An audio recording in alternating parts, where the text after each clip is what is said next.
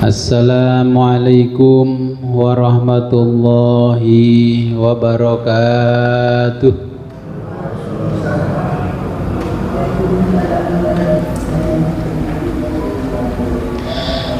Bismillahirrahmanirrahim. Alhamdulillahi tazkiratan lil ibad wa taqwiyatan lil muttaqin minal muslimin ilal ibadah. Wassalatu wassalamu ala sahibil millatit tahirah warridwanu ala alihi wa ashabihi wa alihim wa ala man tabi'ahum bi ihsan wa ulama'il ummati fi kulli zaman. Amma ba'du. La haula wa la quwata illa billahil aliyil azim.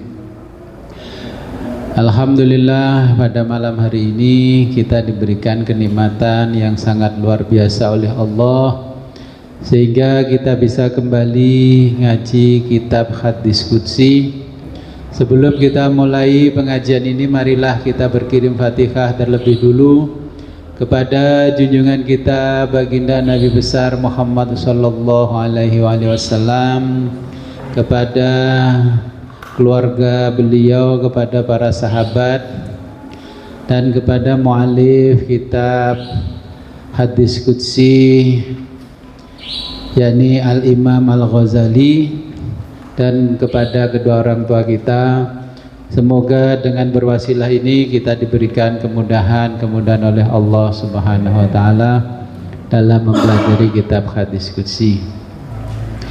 Ila hadratin Nabil Mustafa Rasulillah Muhammadin sallallahu alaihi wasallam wa ala alihi wa azwajihi wa aladihi wa dzurriyyatihi wa ahli baitihi wa jami'i ashabihil kiram. Syai'ulillahi lahumul Fatihah.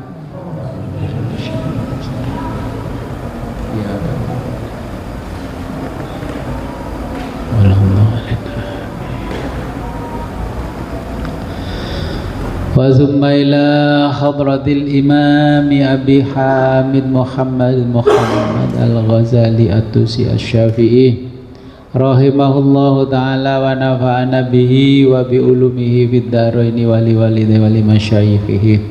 Syai'ulillahi lahumul Fatihah. A'udzu billahi minasy syaithanir rajim. Iyyaka na'budu wa iyyaka nasta'in. Wa summa ila arwahi Bapak Wirat Songko dan Bapak Suparti Gunawan Siwi dan Ibu Etsi Pertiwi, Ibu Tarusalita. Syaulillahi lahumul Fatihah. A'udzu billahi.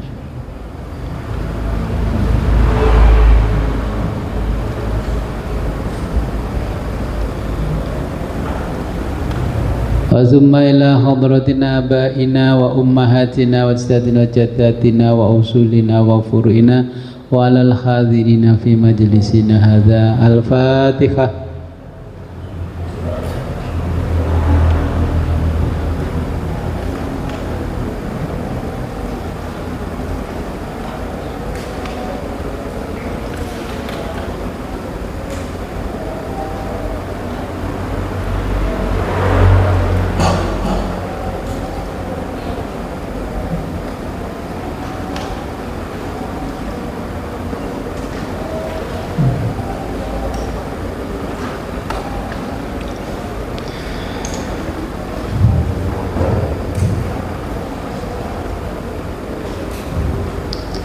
Kita baca hadis dan mauidhah ke-7. Bismillahirrahmanirrahim. Qala al-muallifu rahimahullahu ta'ala wa nafa'ana bihi wa bi ulumihi fid dharaini amin ya rabbal alamin.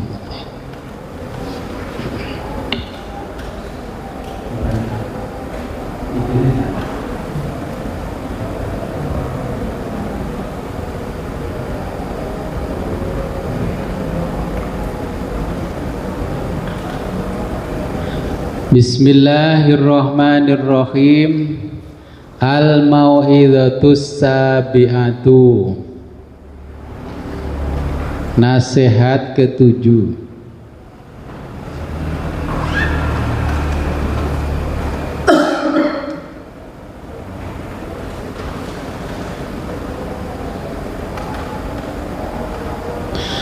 Yaqulullahu ta'ala,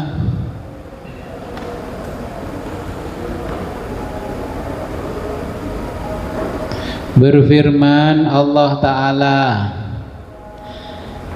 ya bani Adam, hai anak Adam,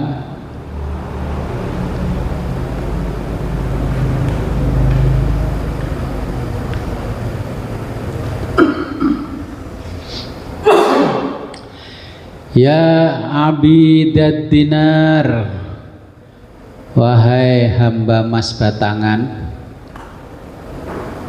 Sekarang kan ngetren nabung mas batangan. Ya abidat dinar, wahai hamba emas batangan. Ya kalau sekarang ya emas batangan, kalau zaman dulu dinar. Wad darohimi, ya, dan uang. Wahai hamba emas batangan, wad darohimi, dan uang. Ini sesungguhnya khalaqtuhuma, aku menciptakan keduanya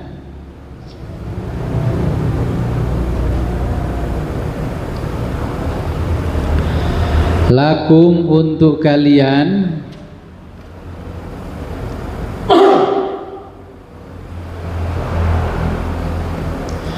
litakulu, agar kalian menikmatinya, litakulu, agar kalian menikmati, bihima, keduanya,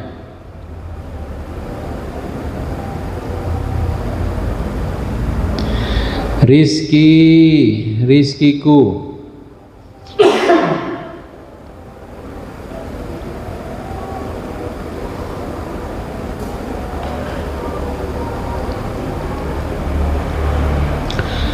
watal basu, kalian gunakan busana, bihima, dari keduanya,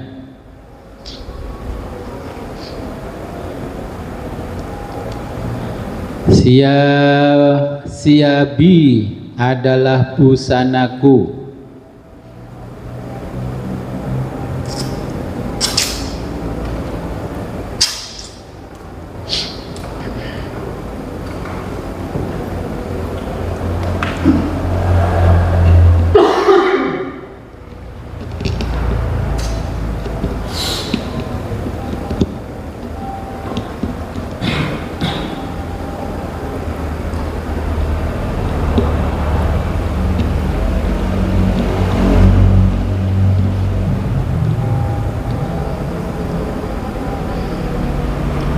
wa tusabbihuni, untuk bertasbih kepadaku,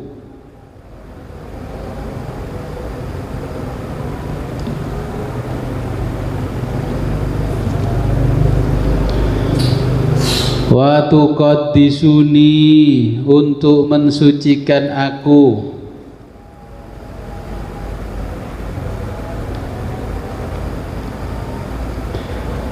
summa, kemudian, ta'khuduna, kalian ambil,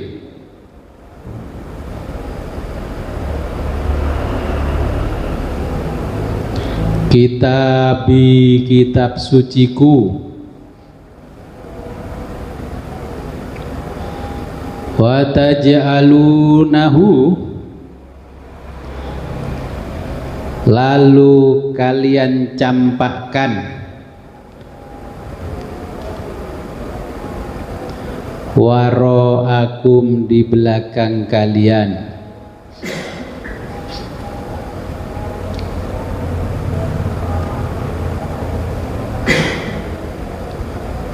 wa ta'khuduna lalu kalian ambil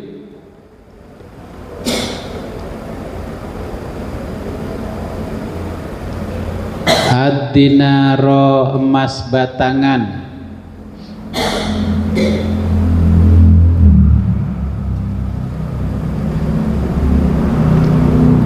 wa darohima dan uang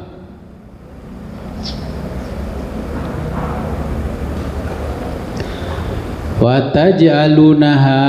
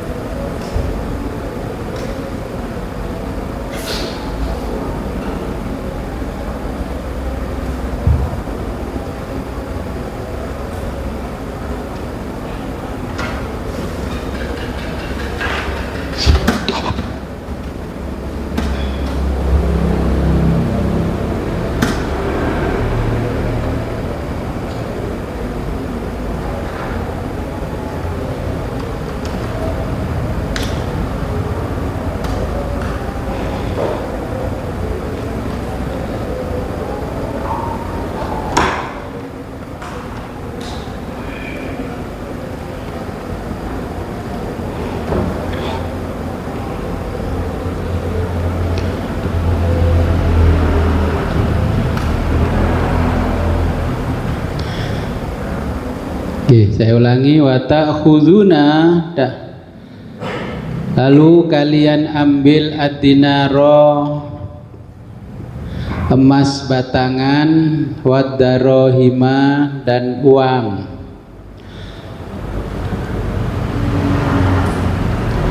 wa taj'alunaha lalu kalian letakkan fauqa wa taj'alunaha lalu kalian letakkan fauqa di atas ru'usikum kepalamu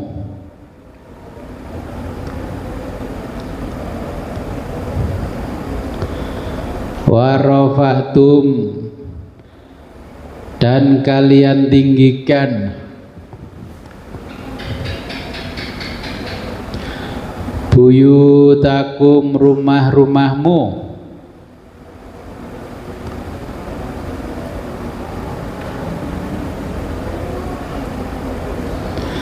wa khafattum lalu kalian pendekkan atau rendahkan buyuti rumah-rumahku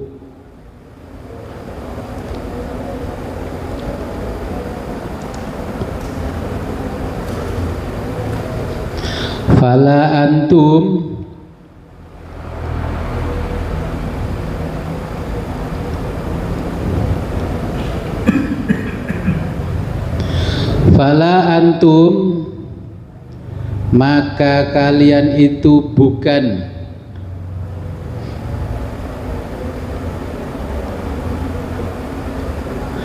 akhyarun orang baik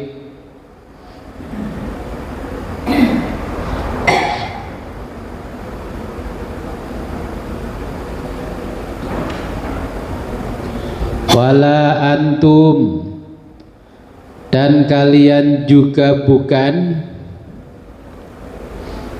ahrorun, orang-orang merdeka.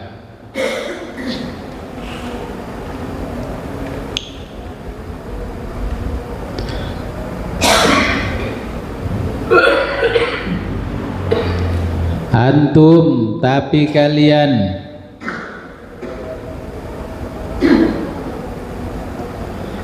abidud dunia, adalah budak dunia.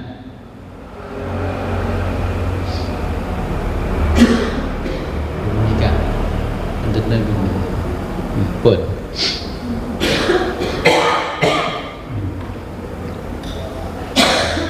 wajtima'u, dan komunitas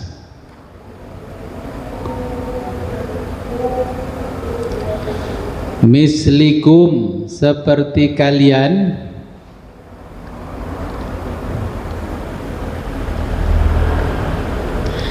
kamislil kuburi, seperti kuburan,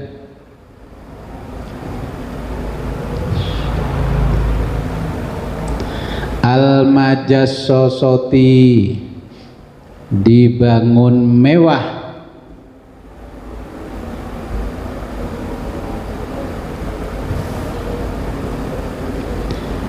yuro, tampak, zahiruha, luarnya, ya.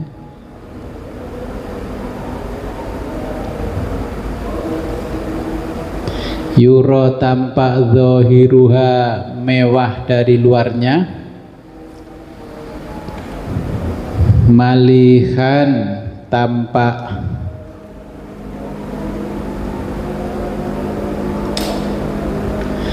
wabatinuha, dalamnya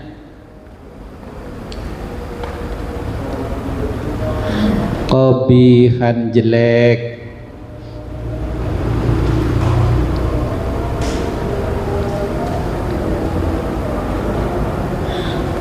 Wakada, demikian juga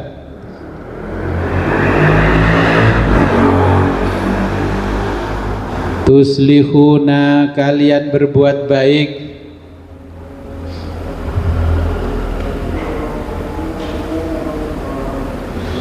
linnasi, kepada orang lain,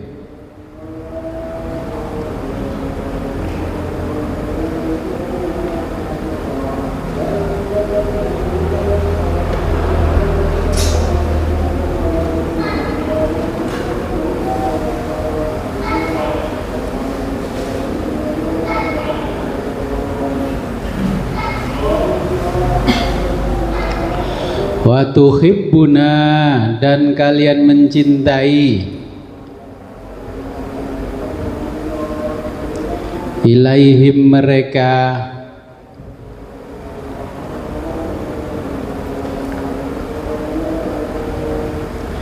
bialsinatikum, dengan tutur katamu, al-halwata, yang manis,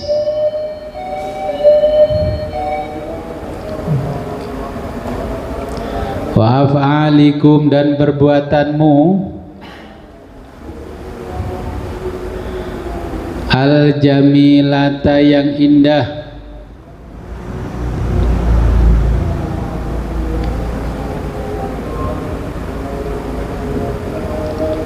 wa tubaiduna, tetapi kalian menjauhi mereka,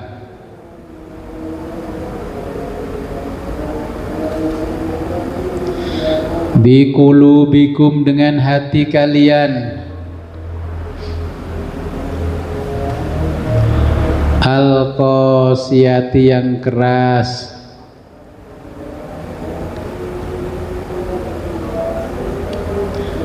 wa ahwalikum, dan keadaanmu, al khabisati yang buruk,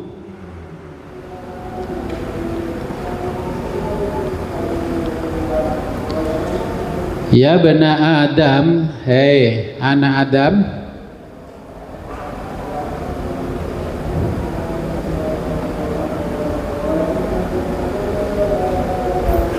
akhlis murnikan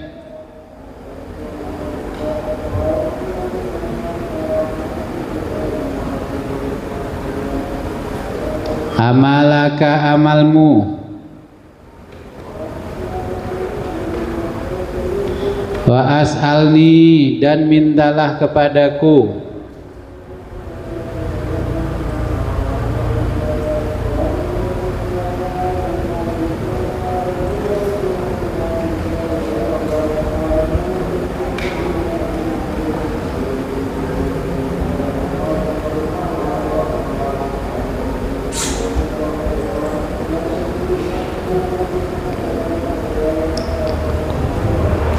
fa inni maka aku u'tika akan memberimu aksaro lebih banyak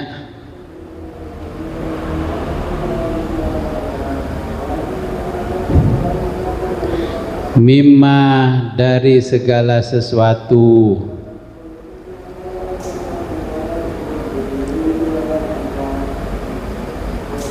yatlubu yang dimohonkan as-sailuna para peminta-minta.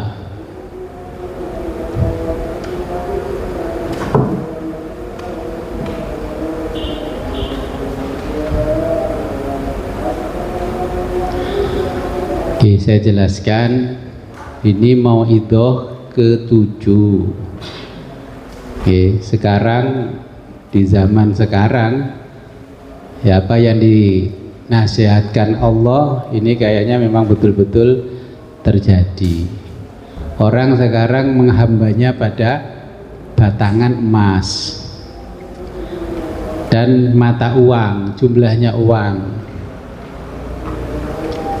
Nah, ketika masih susah hidupnya, ini kan dinasihatkan pada Allah, orang membaca ayat kitab-kitabnya kan, pingin kaya setiap asar baca Waqiah 11 kali, malam 41 kali, tapi setelah kaya, emas dan dinar dirhamnya terkumpul, nah, kamu mulai mencampakkan kitab suciku. Ya, biasanya tekun membaca, akhirnya tidak membaca, dimasukkan ke dalam bufet almari, akhirnya kitabnya jadi perhiasan. Emas dinar dirhamnya, ya, uang sama ininya diletakkan di atas kepala. Dan kayaknya memang ya fakta sekarang seperti itu. Orang kalau susah, Allah yang disebut-sebut setiap malam bangun, zikir wirid sampai apa amalannya Gus, masih perlu ditambah ini amalannya ini.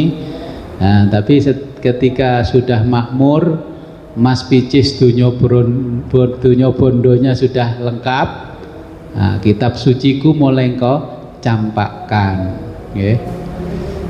Hati-hati, kalau sudah kau campakkan, kata Allah, nanti akan aku balikkan. Nah, kemudian kalau sudah punya emas batangan jumlahnya banyak, uang jumlahnya banyak, ya akhirnya bergaul pun pilih-pilih, komunitasnya sama orang kaya-kaya, nggak mau dengan komunitas orang miskin. Biasanya kalau minggu dulu masih susah naik sepeda ontel bersama teman-temannya, dikasih bendera merah putih di belakangnya, bawa salon, diputer musiknya, makannya di pinggir jalan, ya. Nah, setelah meningkat nggak mau naik sepeda seperti itu, naiknya sudah naik Harley Davidson. Touringnya nggak lewat Pujon lagi, nggak, sudah touringnya ke Bali, ke Lombok, ya. Kemudian meningkat lagi, Nah, karena uangnya, karena emasnya sudah mulai bertambah, pakaiannya berubah. Motor sudah tidak pakai motor Jepang lagi, ya motornya motor Amerika, motor Itali. Mobilnya sudah nggak mobil Avanza lagi, ya minimal Fortuner, kemudian Alphard dan sebagainya. Nah, ini nasihatnya Allah. Akhirnya kamu berkomunitas orang kaya sama orang-orang kaya, yang miskin sama orang-orang miskin. Kemudian rumahmu kamu hiasi yang luar biasa. Dulu rumahnya jelek, akhirnya ditinggikan, tapi masjidnya kalah tinggi sama rumahnya, ya. Nah, kata Allah, rumahmu kamu tinggikan, tapi rumahku kamu rendahkan. Bener orang Bali, bangun hotel, bangun apapun tidak boleh lebih tinggi dari pohon kelapa, ya. Karena apa? Nanti kalau ketinggian, pura-pura yang di bawah itu kan di bawah hotel. Makanya kalau di kita kan nggak ada aturan, bangunan nggak boleh melebihi masjid. Wah.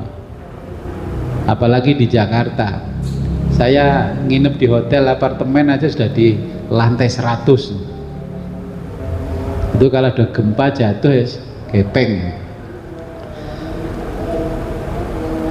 Nah, kemudian semua orang berhias dengan emas dan uang.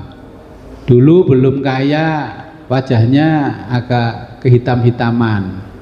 Setelah kaya, jadi anggota dewan, make upnya 1 bulan 30 juta.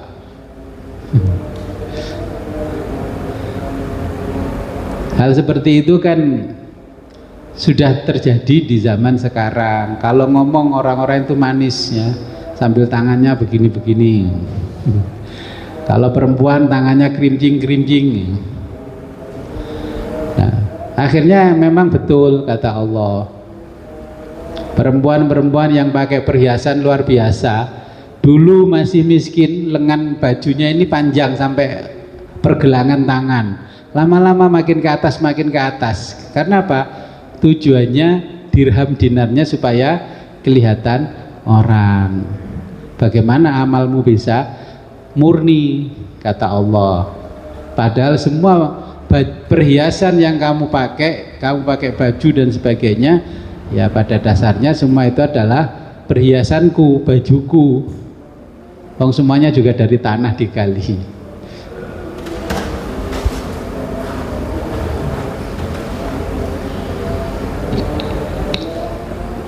Nah, nasihat ini dulu terjadi, ya, bahwa Nabi adalah seorang pembawa kebenaran yang menggoncang dan menghadirkan cahaya dalam lorong gelap. Di Arab dulu Nabi dilahirkan itu bukan orang-orangnya miskin, orangnya kaya-kaya, ya.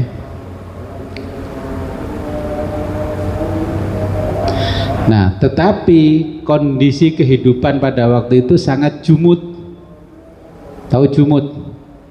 Kayak batu mengeras, statis, ya.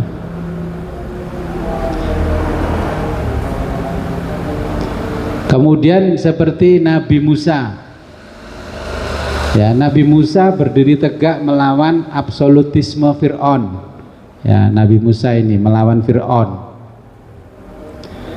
Nabi Isa diturunkan oleh Allah setelah Musa. Isa ini menyibak kemunafikan para ulama atau pemuka agama, ya. Di zaman Nabi Isa dilahirkan, pemuka agama itu munafik semuanya, menjual agama demi dinar dirham. Makanya muncullah Nabi Isa. Oke, karena agama Nabi Musa sudah dikomersialkan oleh ulama-ulamanya orang Yahudi. Nah, kemudian Nabi Muhammad ini menghancurkan tatanan tribalisme Quraisy, ya, kesukuan. Tribal itu kesukuan, jati diri, terus kebudayaan. Pada waktu itu tribalisme kaum Quraisy itu menyembah berhala, kekuasaan dan status. Makanya dulu itu zaman Nabi, kalau perempuan kaya, istrinya bangsawan, itu bajunya itu panjang sampai nyapu tanah. Budaknya ada 10 itu cuman bawa kainnya itu di belakangnya ngikutin juragannya. Loh, seperti itu kan sudah dilarang Nabi. Umatnya Nabi nggak boleh pakai baju yang panjang nyapu tanah. Tapi anak kiai dadi manten bajune nyapu tanah. Terus piye? Mungkin belum sempat ngaji hadis qudsi, jadi seperti itu. Saya menasihati jangan pakai baju gaun pengantin yang menyapu tanah seperti orang-orang di masa jahiliyah. Nanti kamu akan dijatuhkan oleh Allah. Tapi sekarang kan muncul seperti itu. Ya kita hanya bisanya nasihati, mau dipakai nggak dipakai ya urusannya. Ya, tapi Bapak Ibu malam ini kan ngaji hadis qudsi. Dulu itu dirunci-runci pakai rendanya ya dari emas, dari dinar dirham, ada berlian, ada emas, ada perak dan sebagainya. Yang namanya benang saja dari emas. Ya itulah namanya tribalisme bangsa Arab. Kita diajari dan dinasihati oleh Allah ya jangan seperti itu. Makanya umatnya Nabi di zaman Nabi masih hidup, perempuan-perempuan itu tidak pakai gaun yang nyapu tanah. Nanti yang belum mantu-mantu perempuan jangan sampai mantennya bajunya nyapu tanah. Ya memang kayaknya hanya budaya sepele, tapi itu kan sudah diingatkan oleh Allah. Apalagi ini hadis qudsi.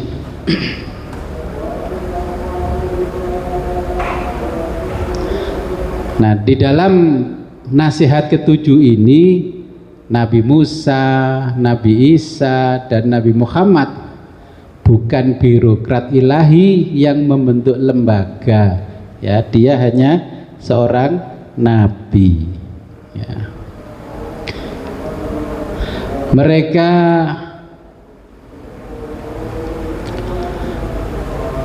mengembangkan ya manusia dan mengembalikan manusia pada fitrahnya, ya fitrah bawaan sejak lahir, berpikir merdeka dan beriman sejati dengan sadar, bukan karena paksaan. Tetapi ketika nabi-nabi itu sudah wafat, ya, sejarah manusia tidak pernah bersih dari distorsi. Ya, sejarah itu mesti diputar balikkan. Setiap ajaran luhur kenabian selalu dijinakkan oleh generasi setelahnya. Ya, jadi ajaran luhur para nabi itu selalu dijinakkan oleh generasi setelahnya.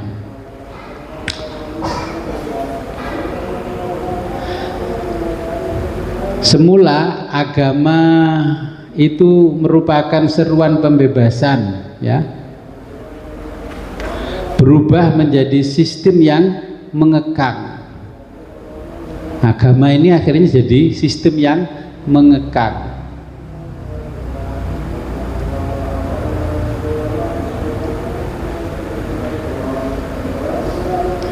Kemudian ajaran-ajarannya membelenggu.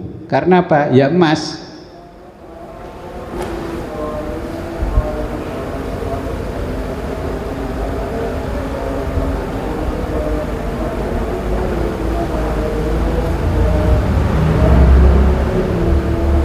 Dulu agama ajarannya sangat dinamis. Akhirnya agama itu diformalisasi, ya, diformalisasi menjadi doktrin-doktrin. Nah, agama wacana yang lahir dari pengalaman eksistensial, ya, kemudian menjadi hukum dan fatwa. Ini gara-gara emas dan dinar. Hadis pun akhirnya pesanan istana, fatwa pun pesanan istana. Akhirnya agama karena pengaruh uang dan kekuasaan menjadi institusi dan dogmatis, ya. Ini karena pengaruh uang, emas dan kekuasaan. Yang dulunya kita bebas sekarang menjadi dogmatis. Agama akhirnya bukan hanya wahyu yang turun dari langit, ya, melainkan interpretasi yang dibangun di bumi oleh manusia dengan kekuasaan. Nah, dengan hadis ini, nasihat ini, hari ini agama adalah produk sejarah, bukan salinan langsung dari wahyu Allah, ya.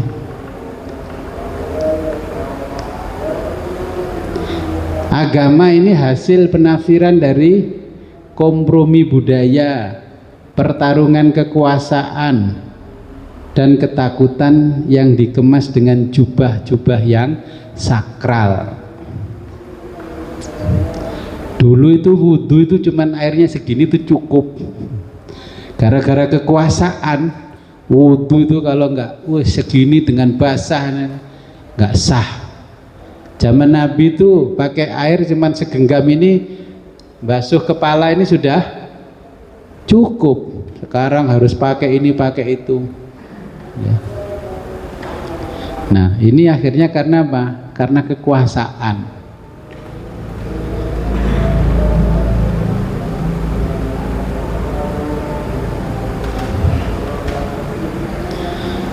Yang dulu agama dibawa oleh para nabi itu sebagai pembebas, tetapi sekarang menjadi pengekang. Nah, apakah sekarang kita karena emas, karena uang, kita masih mendengar suara pembebas itu, ya, di balik dinding yang tebal, dogma-dogma yang dibangun oleh orang-orang? Jadi para penguasa itu membangun dogma yang tebal, dinding-dinding yang tebal, dan mereka mengaku sebagai penerus para nabi. Baca basmalah, tidak baca basmalah bertengkar. Sholat subuh kunut dan tidak kunut bertengkar. Itu karena dogma apa karena ajaran Nabi? Yaitu dulu ada kekaisaran di Turki, Utsmani. Akhirnya Hanafi, yang madhabnya Hanafi, Hambali, Syafi'i dan semuanya diundang. Ternyata mana yang diikuti selera penguasa? Yang diikuti selera penguasa adalah Hambali. Karena apa? Ditanya para pengikut imam madhab itu, wudhu pakai air teh itu suci apa enggak? Nah, akhirnya Hambali mengatakan suci. Kaisarnya setuju dengan suci. Akhirnya yang dipakai, yang wudhu pakai air teh suci, karena Syafi'i tidak suci, mensucikan. Pakai kopi tidak suci, mensucikan. Nah, karena apa? Jumlah teh di istana lebih banyak daripada jumlah air di bak wudhu. Makanya boleh wudhu pakai air teh. Akhirnya sang penguasanya mengikuti yang memperbolehkan ini, sehingga ditetapkanlah madhab bagi negaranya itu adalah yang boleh wudhu dengan air teh. Jadi jangan dikira itu madhab-madhab yang berlaku dulunya bukan karena kekuasaan, karena kaisar rajanya, ya. Itu di kita ini ngikuti Syafi'i. Dulu juga raja-raja itu karena tertarik dengan Syafi'i. Tapi rakyat ketika berbeda dengan penguasa, raja nggak boleh. Kita ikut Hambali aja jarang. Coba kita praktek sholat taraweh ikut Hambali, ikut Maliki, ya, ikut Abu Hanifah.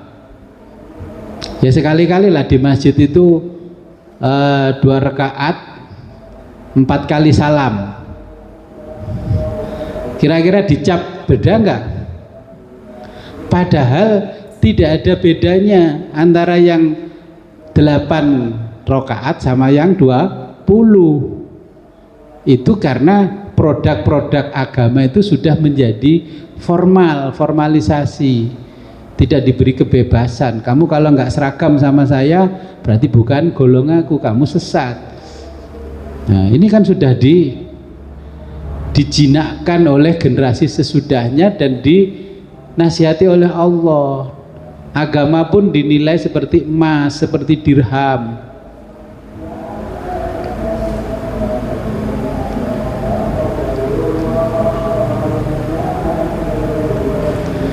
Oke, jadi ini yang dimaksud di dalam nasihat ke-7. Kalau jadi imam, bajunya yang bagus, yang rapi, bacaannya dienak-enakkan, pakai minyak wangi. Tapi ketika sholat sendiri di rumah, sarung dari tadi pagi sampai pagi lagi sampai 2 pagi yang nggak dilepas, tetap sholatnya pakai itu. Nah, akhirnya kan kita juga terpengaruh, memeluk agama akhirnya tidak bebas. Karena apa? Uang semuanya sudah abidud dunia, hamba dunia, ukurannya dunia. Hai anak Adam, bagaimana akhlis amalaka, bagaimana kamu bisa memurnikan amalmu sedangkan semuanya terukur ya, dengan statistik terukur.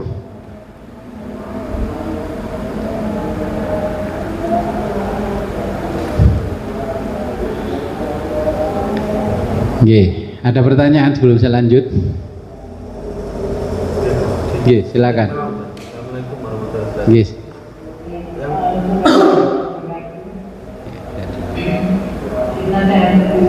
Tadi di garis pertama bahwa Allah menciptakan bintang dan bulan, dan Allah menunjuk manusia kita itu untuk mengibadinya.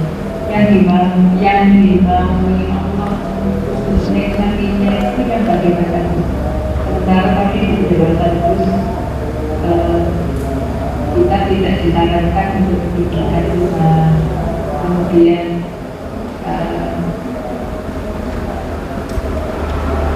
mengabaikan cita-citanya Allah dan Allah dan sebagainya. Benar lalu yang dimaukan Allah yang Allah. Terima kasih.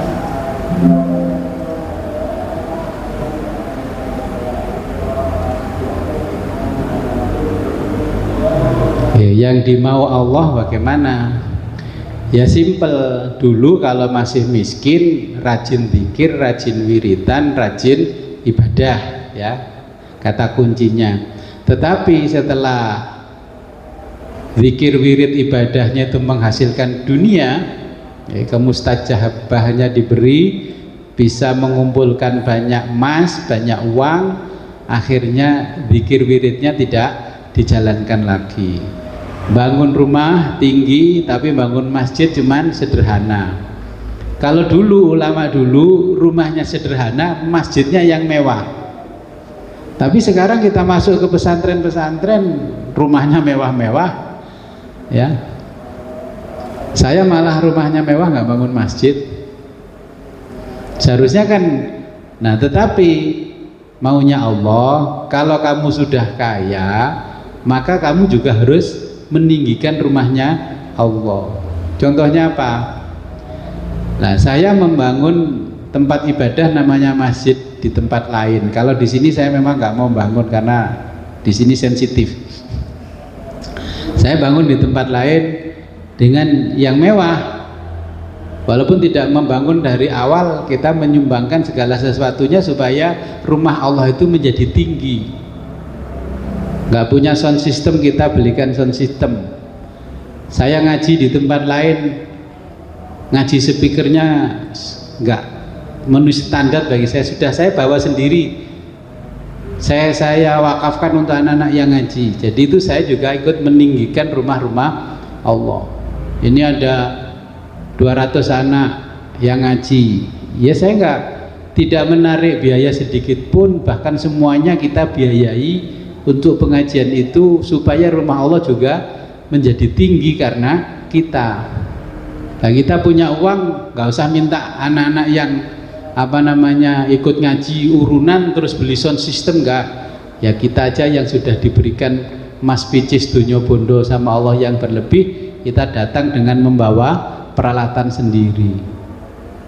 Bukan seperti yang lain, ketika peralatannya nggak memadai, nggak mau berangkat ngaji, alatnya elek, nggak disediakan sama panitia, takmir masjidnya medit, padahal itu ditulis kas masjid 50 juta, sound systemnya jelek. Ya kita kalau yang ngerti hadis qudsi ya berangkat ke sana bawa sound system sendiri, biar yang takmirnya aja yang dikasih peringatan sama Allah. Nah jadi artinya ketika kita sudah kaya pun banyak emas yang diberikan oleh Allah sebagai busana kita, ya. Jadi kalau bahasa Jawanya ajining rogo soko busono, akhirnya kan busana kita berbeda, mulai bajunya berbeda, motornya berbeda, mobilnya juga berbeda, ya. Makanya harus seimbang. Kalau sudah diberi nikmat harta, yang namanya kitab sucinya Allah jangan diletakkan di almari, di meja. Dulu waktu miskin masih semangat muter tasbihnya ya Ghaniyu ya Hamid, ya Ghani ya Hamid, baca sholawat nariyah itu setelah sholat, habis sholat 11 kali masih semangat. Ketika kaya semakin sibuk, ternyata semua itu ditinggalkan. Apa bedanya dengan Sa'labah? Ketika masih miskin sholat jamaah sama Nabi terus setiap hari, ketika mulai kaya sholatnya cuma setahun sekali, lama-lama tidak sholat, ya.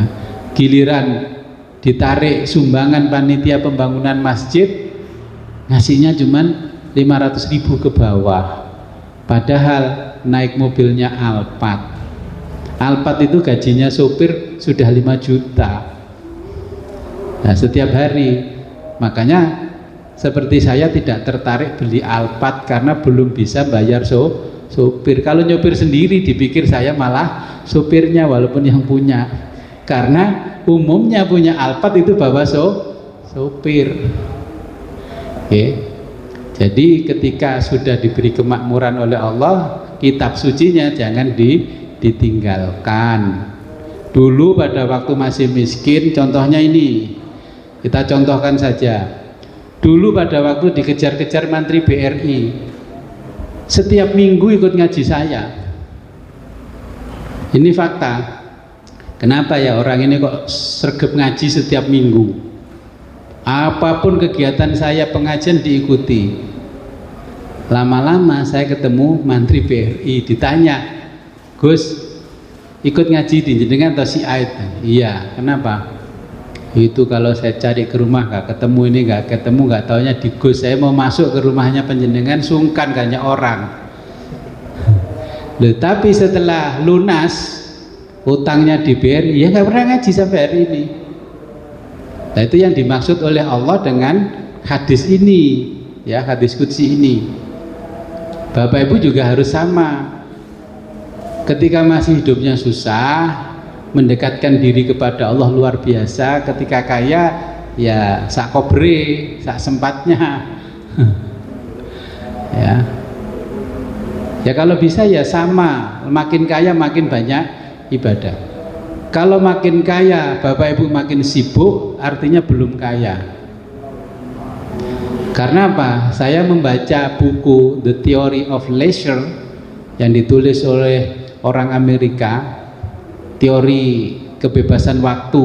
Orang semakin sibuk, semakin tidak punya waktu, artinya tidak sukses. Semakin sukses berarti orang itu semakin punya waktu luang. Kegiatan agama diikuti, kegiatan sosial makin diikuti.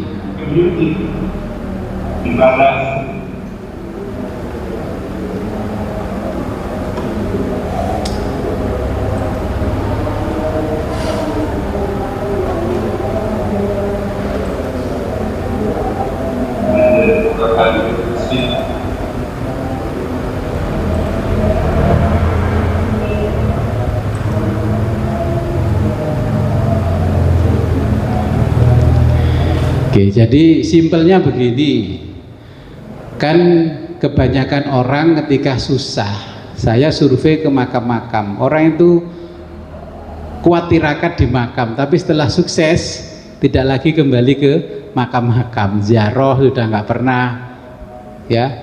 Seperti yang dijelaskan di hadis sebelumnya, orang semakin miskin semakin religius, tapi semakin kaya semakin tidak religius. Kalau miskin religius, kenapa kalau kaya nggak religius? Ya. Di kota orang semakin kaya, ya semakin nggak religius. Dulu di Surabaya sebelum tahun 2000, saya main ke tempat teman saya kayak di Kutisari, di Rungkut, itu malam Jumat orang tibaan masih banyak, tahlil yasin masih banyak di masjid-masjid. Hari ini coba ke sana, masih ada enggak? Saya masih di Jakarta dulu, di Tebet tahun 90-an, itu orang tibaan masih banyak, orang berjanjian masih banyak. Sekarang saya kembali ke sana, nggak ada orang baca itu. Bahkan kalau ditanya, kamu tahu kitab tiba, nggak ada yang tahu. Masjid di situ tidak seperti masjid di zaman saya, rame. Ya, semakin kaya sudah semakin tidak religius. Okay. Harapannya Allah itu, nasihatnya Allah, semakin kaya juga semakin religius, bukan semakin miskin semakin religius. Penyakit sekarang semakin miskin semakin religius. Okay. Monggo yang di majelis. Tidak disimpulkan itu hubungannya ke ayat tadi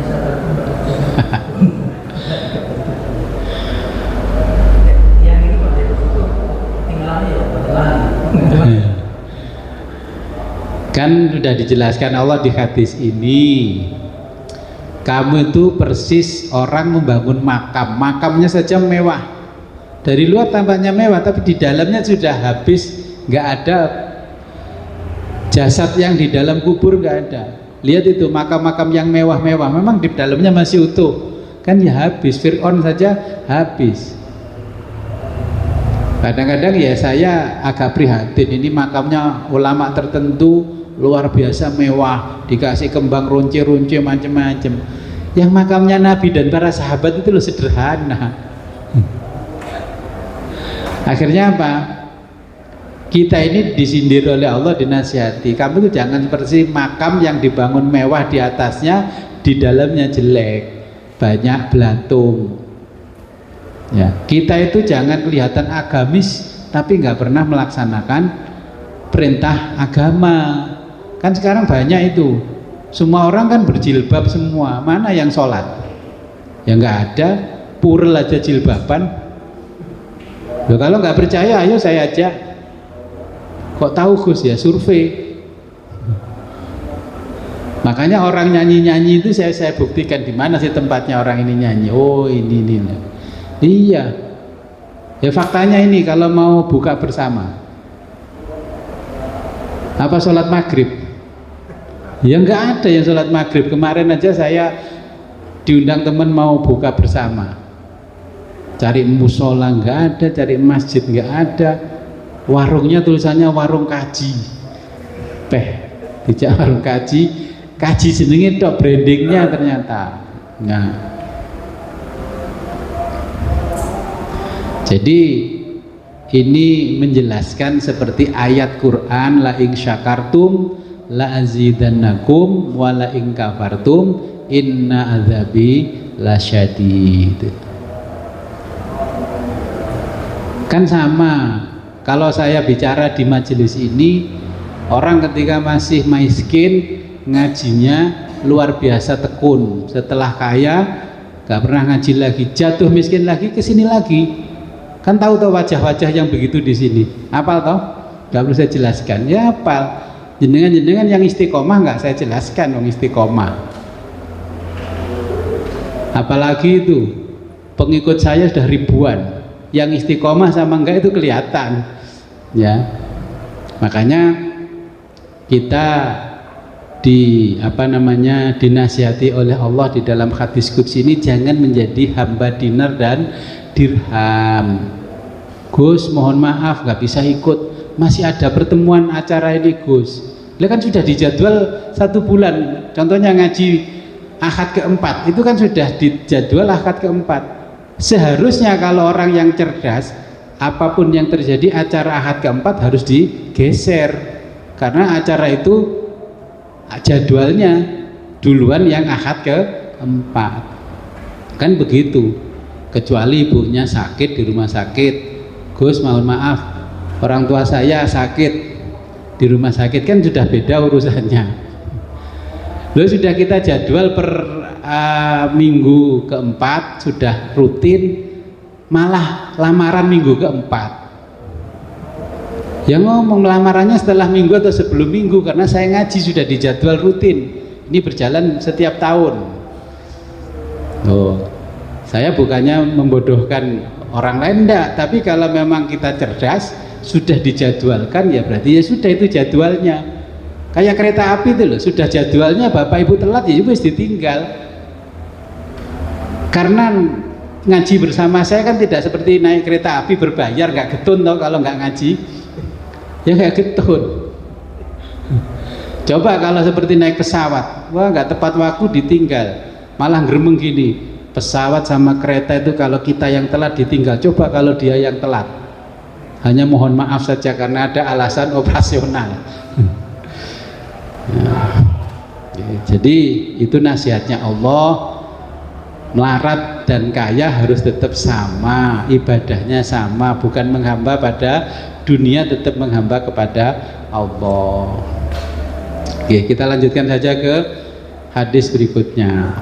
Al mau'idatus saminatu, nasihat ke-8. Yaqulullahu ta'ala, berfirman Allah ta'ala, ya bani Adam, hai anak Adam, ma khalaqtukum,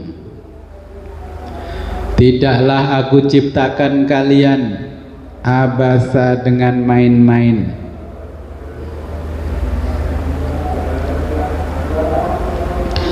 Wala khalaqtukum, dan tidak pula aku ciptakan kalian syudda, dengan sia-sia.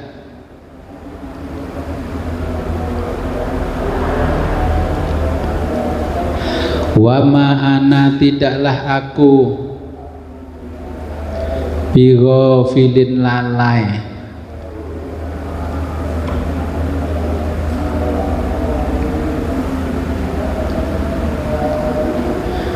Wa inni, sesungguhnya aku Allah,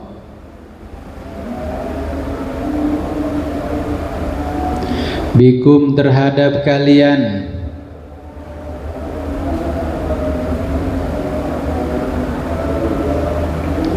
khabirun, maha melihat.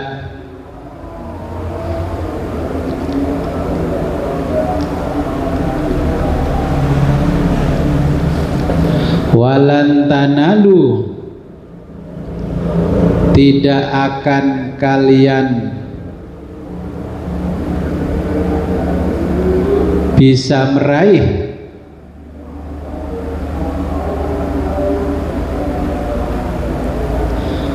ma indi,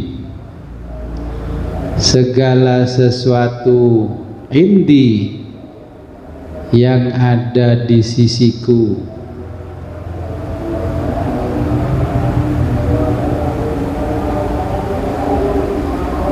illa, melainkan bisobri, dengan kesabaran,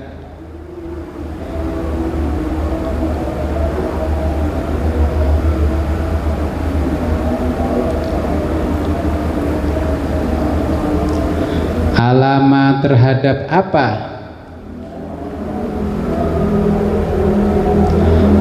takrohuna, yang tidak kalian suka,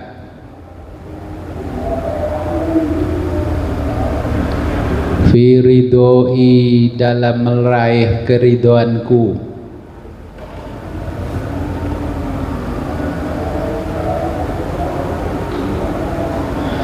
was-sabru dan kesabaran, lakum bagi kalian, ala taati untuk taat padaku, untuk taat kepadaku,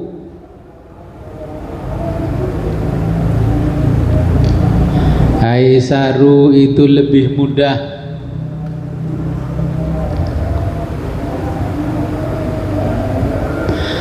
lakum bagi kalian,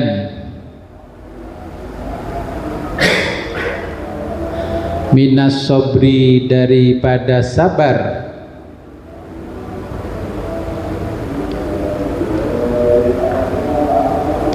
ala maksiati untuk meninggalkan kemaksiatan kepadaku,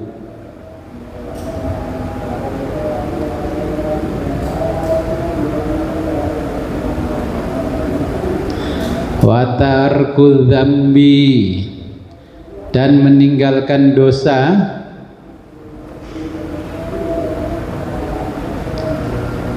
aisarulakum itu lebih mudah, lakum bagi kalian,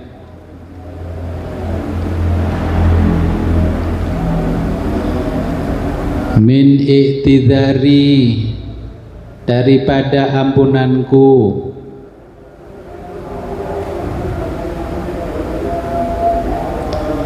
min harrin nari dari panasnya neraka,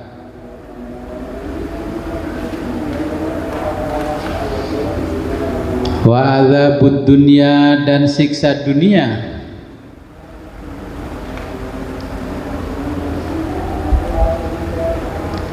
aisaru itu lebih ringan, lakum bagi kalian,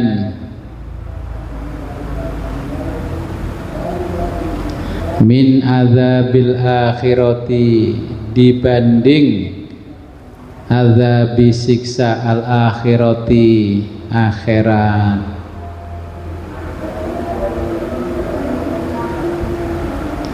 Ya bena Adam, hai anak Adam,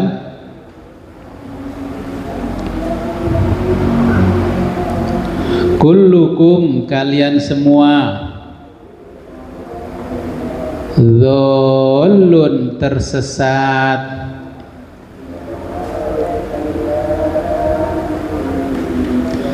illaman kecuali orang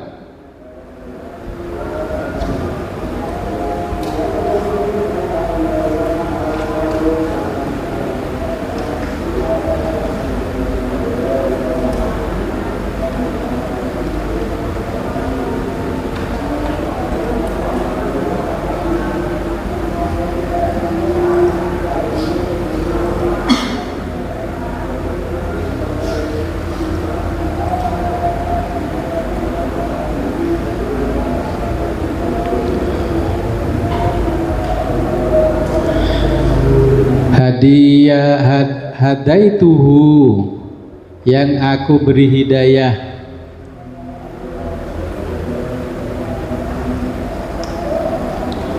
wa kullukum dan kalian semua,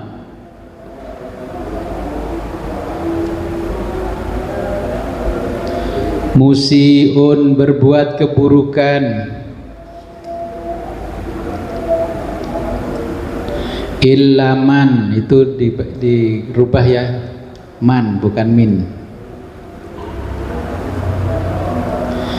illa kecuali, man orang, asomtuhu yang aku lindungi, watubu dan bertobatlah kalian, ilayya kepadaku,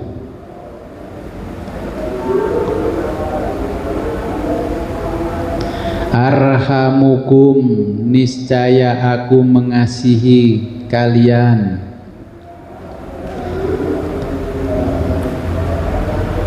Wala dan janganlah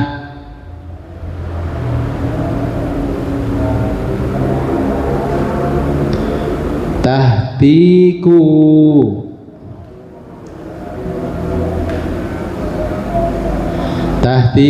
kalian membuka asrorokum rahasia kalian indaman di samping orang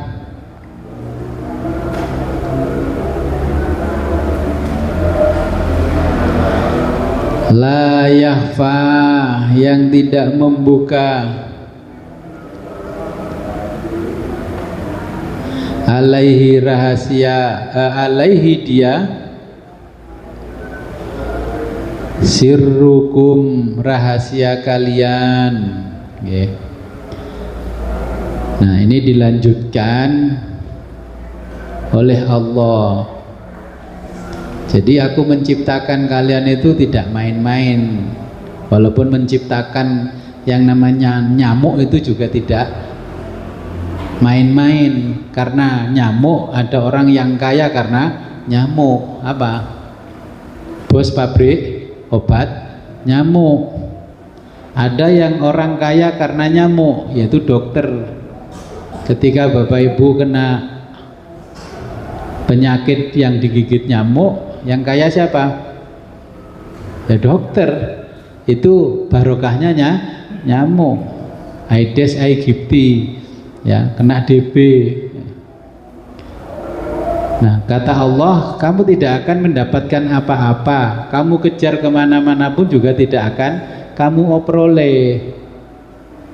Kamu suka menyepelekan apa yang aku beri. Ya. Kamu ketika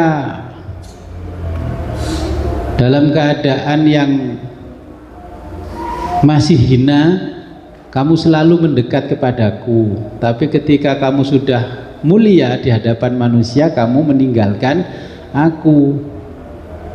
Kamu menganggap azabku lebih ringan daripada azab dunia. Nah, kita berbuat baik itu karena Allah yang menuntun kita pada kebaikan. Kalau dituntun pada kebaikan-kebaikan kita enggak ikut-ikut, akhirnya oleh Allah dituntun pada keburukan. Ya, kata Allah, ya bani Adam kullukum dhalun illa man hadaituhu. Semua kamu itu orang tersesat di dunia ini kecuali yang aku beri hidayah. Makanya prinsip saya, kan sering ditanya orang, loh Gus, orang itu seperti itu jenengan diam saja. Lah saya sudah hampir setengah hafal hadis qudsi. Ini kan menjelaskan pribadi manusia yang hidup di muka bumi. Oh kalau orang begini berarti begini, kalau orang begini nanti akan begini, kita akan hafal. Tidak perlu datang ke psikolog karena Allah sudah menjelaskan apa yang terjadi di dalam kehidupan kita. Orang kalau datang manis-manis ujung-ujungnya kan begitu. Contoh begini kalau mau saya contohkan. Dulu saya itu kan banyak anak yang SMA ke bawah sekolah. Saya biayai sekolah. Syaratnya orang tuanya saya suruh ikut ngaji. Selama anaknya masih saya biayai ngaji semua. Tapi setelah lulus dari SMK, SMA, sekarang nggak ada yang ngaji. Lebaran ke tempat saya saja enggak. Tapi saya karena tahu hadis qudsi, amal saya harus saya murnikan. Saya nggak mikir dia mau ke sini mau enggak, silahkan.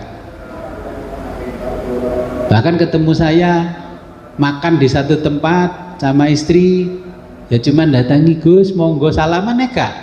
Coba kalau yang beramal jenengan mesti berdodok, orang nggak tahu terima kasih. Kalau saya sudah enggak, biarin aja. Emang gue pikirin saya dulu niatnya bantu orang karena Allah, dia seperti itu ya sudah, saya juga nggak akan menuntut ucapan terima kasih. Ujung-ujungnya kesini Gus, mama saya sakit. Loh, kan seperti itu.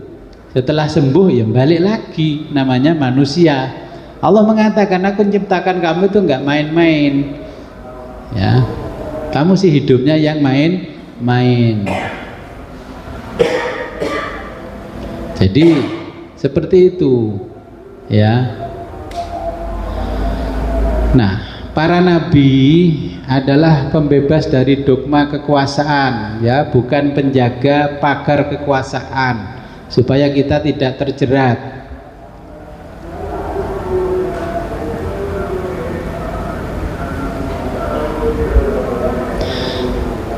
Okay.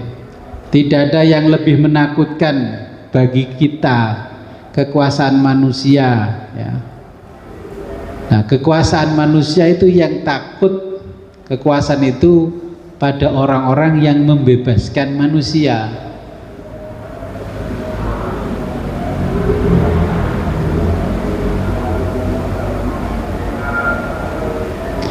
Nah, sejarah mencatat setelah seorang nabi wafat, mulailah proses kekuasaan dimulai, ya. Disinilah agama berubah menjadi institusi, ya. Ini mulai agama tumbuh untuk membangun kekaisaran, dan kesultanan, ya. Semua dulu kan kekaisaran atas nama agama, tapi ujung-ujungnya juga menindas.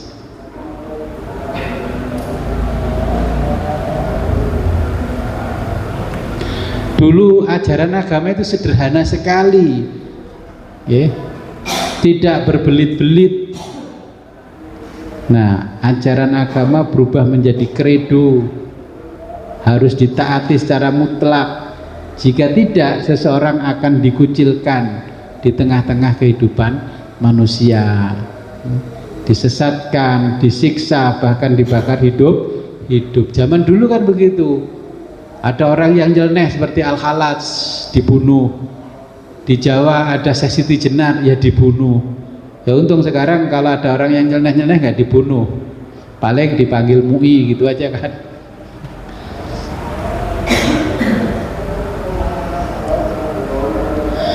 Nah, setelah Nabi Muhammad wafat, dengan adanya nasihat ini, kita perlu mengingat-ingat nasihat ini, ya, setelah Nabi Muhammad wafat. Nah, setelah Nabi Muhammad wafat, Islam berubah wajah yang dulunya terbuka dan sehat, ya. Sekarang menjadi wilayah yang terlarang. Siapa yang berani mendebat dicap menjadi orang tidak bermoral. Oke, ini akhirnya agama menjadi mesin yang mengatur administrasi kehidupan yang dulu bersifat personal, sekarang berubah menjadi kepatuhan yang bersifat regulasi. Kira-kira bisa nangkap nggak? Orang sekarang kan banyak yang memaksakan perda-perda itu syariah. Apa perlunya perda syariah? Kan nggak perlu. Makin banyak perda syariah, makin bertumpang tindih, akhirnya makin banyak orang melanggar, akhirnya agama ini menjadi mesin, bukan menjadi pembebas. Ya, akhirnya banyak perda yang syariah, orang akhirnya banyak yang religiusitasnya tinggi tapi moralnya rendah. Ya untung aja banyak orang yang menolak perda syariah. Dulu kan banyak yang memperjuangkan perda syariah. Saya nggak sepakat dengan perda syariah. Agama yang tadinya sifatnya pribadi kok sekarang diatur-atur oleh negara. Mau saatnya sahur diatur negara, tung.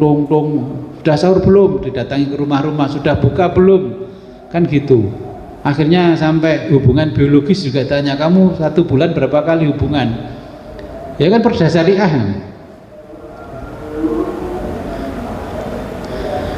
Nah, akhirnya kan muncul ini paradok, ya, paradok. Kan sudah belajar filsafat kan, tahu paradok. Nah, muncullah paradok, ajaran agama yang dulunya membebaskan kini berubah menjadi struktur yang mengekang, ya.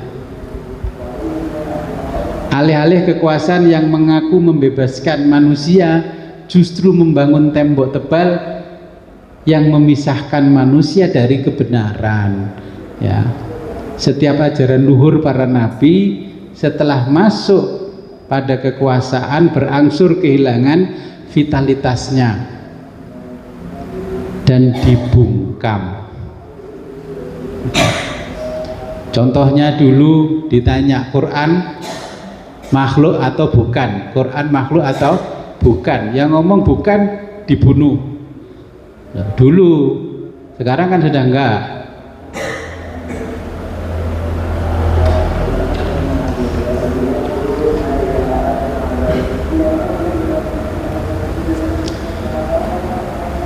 Sholat Jumat, ada yang sholat Jumat ditambah duhur, yang lain kaget, itu ada orang sholat Jumat kok tambah duhur. Nah, padahal itu punya pilihan sendiri. Kalau nggak sama dengan pilihan yang mayoritas, pasti dianggap sesat. Coba yang mayoritas di sini yang sholat Jumat plus duhur, yang nggak duhuran mesti dianggap sesat. Itulah agama kalau menjadi mesin kekuasaan.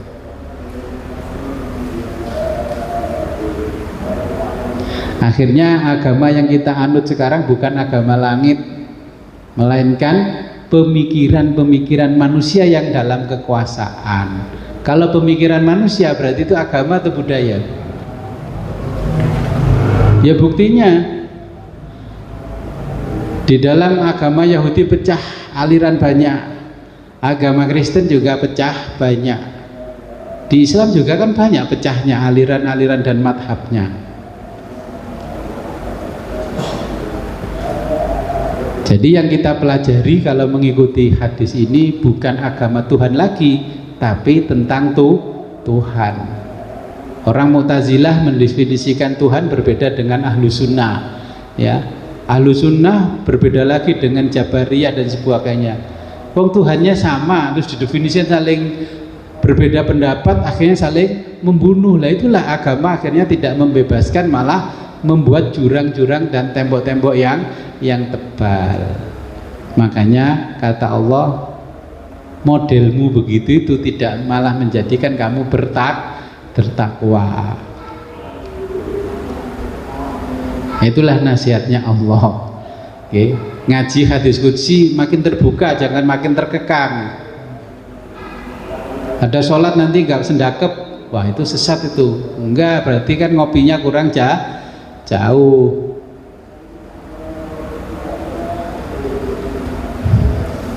Oke, ada pertanyaan? Ada. Oke, silakan. Habis waktunya. Kalau saya jangan ada yang bertanya.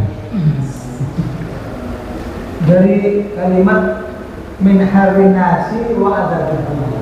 Yang saya tanya. Oke.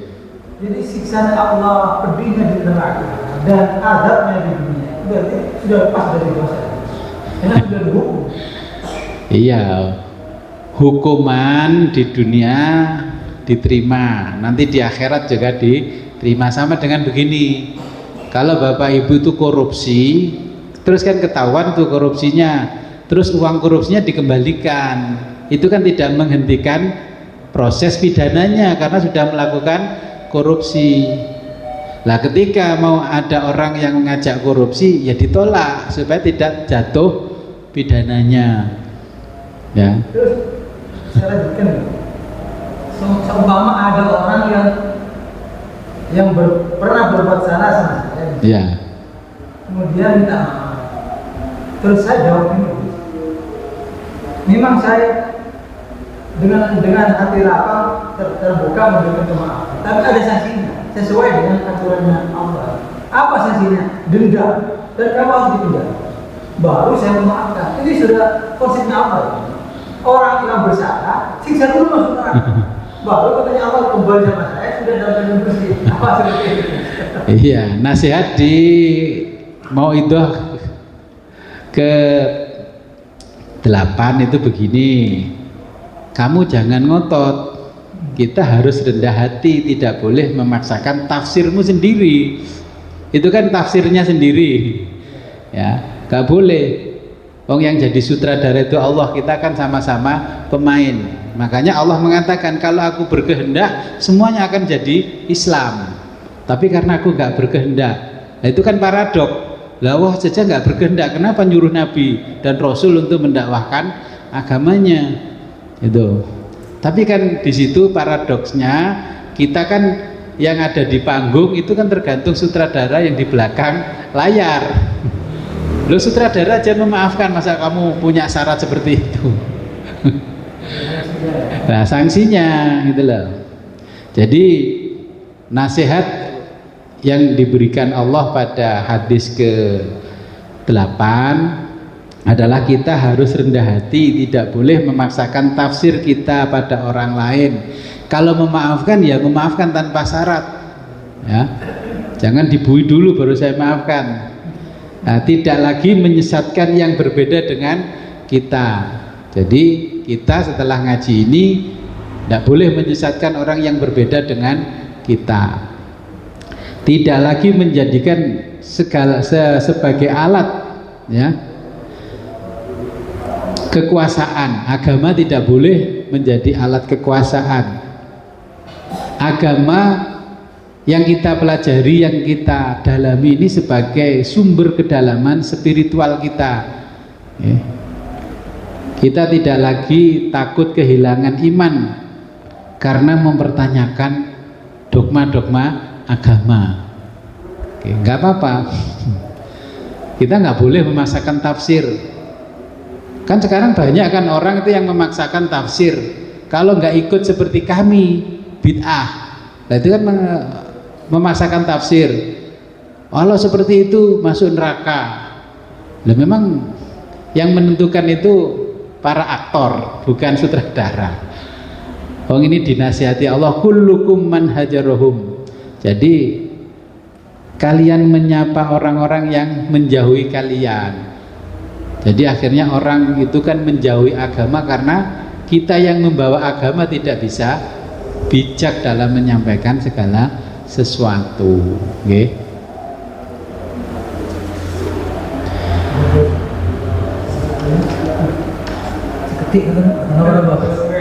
Oke, menunggu 5 menit. Ini penting sutradara.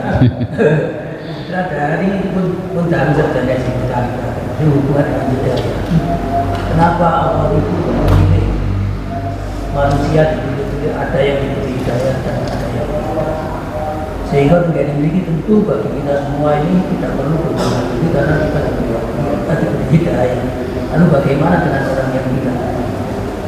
Nah, terus intinya mengapa Allah membedakan itu? Allah sudah menjelaskan kenapa orang lain diberi hidayah, yang lain tidak diberi hidayah. Nah, maka kata Allah, hidayah itu adalah nikmat dari Allah, dan tidak diberi hidayah itu berarti orang tidak diberikan nikmat dalam hidupnya. Contohnya begini aja, Bapak Ibu malam ini kan bisa ngaji. Nah, di hadis qudsi berikutnya, nikmat yang paling besar yang diberikan oleh Allah adalah kesehatan, bukan uang, bukan jabatan, kesehatan. Jadi presiden kalau stroke gimana? Gak nikmat kan? Naik Alphard tapi stroke, enak nggak? Ya nggak enak. Nah, makanya hidayah itu adalah pemberian Allah, nikmat yang luar biasa. Kemudian setelah hidayah, nikmat yang berikutnya adalah kesehatan. Makanya Allah membedakan kenapa si A diberi hidayah dan si B tidak diberi hidayah. Oke. Karena ada sesuatu yang rahasia tadi disampaikan oleh Allah, ada rahasia yang aku berikan kepada si A yang tidak aku beri hidayah. Kenapa? Dulu sudah didatangi para nabi dan rasul tapi tidak mau beriman, seperti Abu Jahal, Abu Lahab. Sudah datang kepada saya tapi tidak mau beriman. Nah, sudah datang kepada Nabi Muhammad tambah menjauh, ya, tambah musyrik, tambah memusuhi Nabi Muhammad. Ya sama dengan kita. Sudah ngaji sama saya bertahun-tahun tiba-tiba enggak ngaji. Itu kan berarti hidayahnya dicabut oleh Allah. Akhirnya kan ngaji itu tidak nikmat, ngaji tambah gelisah. Khataman Quran tambah gelisah. Ada orang tadarus malam-malam ini kalau nggak dapat hidayah tambah marah-marah. Itu musola bisa dilempari batu. Menterinya aja marah-marah, ada toa. Saya ini menteri yang hidayahnya mulai dicabut itu. Ya, jadi memang hidayah itu hak mutlaknya Allah memberikan nikmat kepada hambanya. Oke, kita lanjutkan besok. A'udzubillahi minasyaitonirrajim. Bismillahirrahmanirrahim.